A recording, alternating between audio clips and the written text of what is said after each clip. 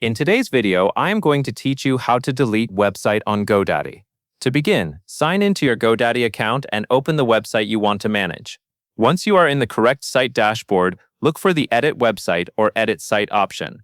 Click that to open the Visual Page Builder. This is the area where you can make changes to your site, review previous versions, and manage saved drafts.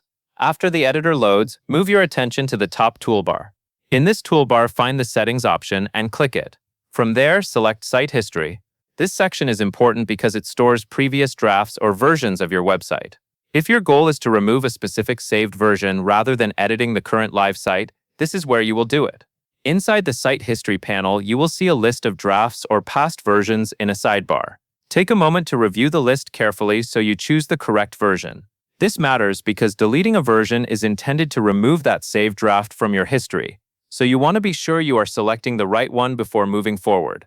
When you find the draft or version you want to remove, hover your mouse over it. As you do this, more options should appear. Look for the three-dot menu next to that version and click on it. This opens a small menu with actions related to that saved version. From that menu, choose Delete. After you click Delete, Godaddy will usually show a confirmation pop-up asking if you are sure. This extra confirmation step helps prevent accidental removal, which is useful if you are managing multiple drafts. Read the prompt carefully, then confirm the deletion if you are certain. Once confirmed, the selected draft or version will be removed from your site history. If you have several saved versions, you can repeat the same process for any others you no longer need. Just make sure you verify each one before deleting it. One helpful tip is to pause before confirming and double-check the version name or date, especially if you have made many changes over time.